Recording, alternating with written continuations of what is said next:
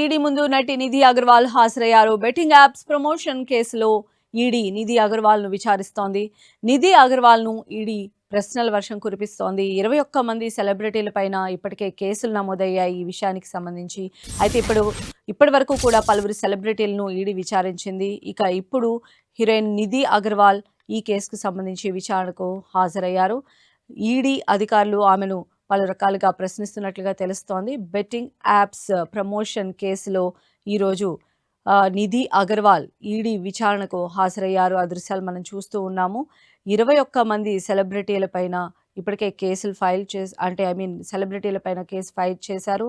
అందులో భాగంగా పలువురిని ఇప్పటికే విచారించడం కూడా జరిగింది. ఇప్పుడు నిధి అగర్వాల్ ఈరోజు ఈడీ ముందు హాజరయ్యారు. మరిన్ని అప్డేట్స్ మా ప్రతినిధి కిరణ్ అందిస్తారు. కిరణ్.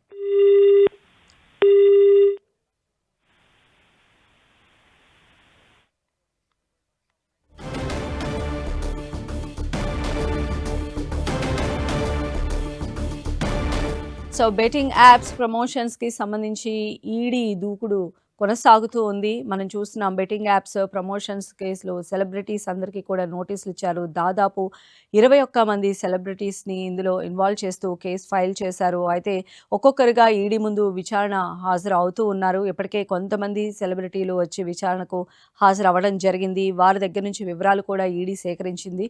ఇప్పుడు ఈడీ ముందు నటి నిధి అగర్వాల్ కూడా హాజరయ్యారు. బెట్టింగ్ యాప్స్ ప్రమోషన్ కేసులో ఆమెను ఈడీ పలు రకాలుగా ప్రశ్నిస్తున్నట్టుగా తెలుస్తోంది. మరిన్ని అప్డేట్స్ తెలుసుకుందాం. మా ప్రతినిధి కిరణ్ మనకు అందుబాటులో ఉన్నారు. కిరణ్.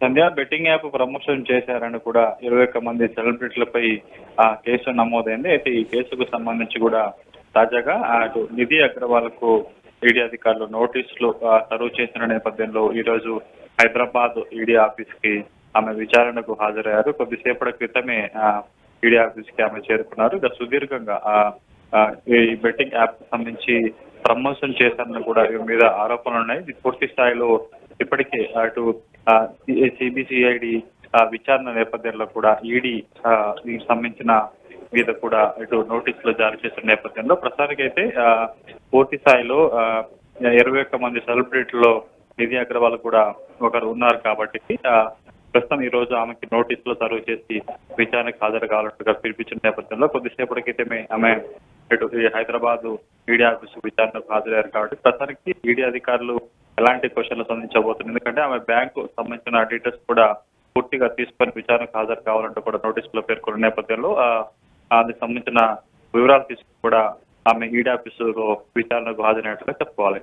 అండ్ చిన్న వాళ్ళ దగ్గర నుంచి పెద్దవాళ్ళ వరకు కూడా ఈ యాప్స్ ప్రమోషన్ కేసులో అప్పట్లో ఇన్వాల్వ్ అయి ఉన్నారు. అయితే చాలామంది చెప్పడం ఏంటంటే దీనికి మాకు అంతగా సంబంధం లేదు అనేటువంటి విధంగానే ఈడీకి సమాధానం చెప్పినట్టుగా తెలుస్తోంది. అయితే ఈ విచారణ ఇంకా కొనసాగే అవకాశాలు ఉన్నాయా? ఇంకా మరింత మందిని విచారించే ఛాన్సెస్ ఎంతవరకు ఉండొచ్చు?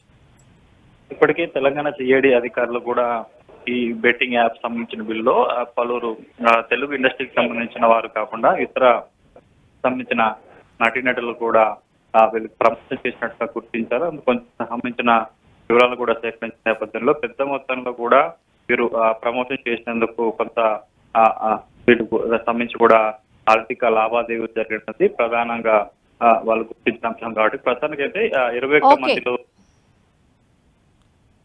రైట్ కిరణ్.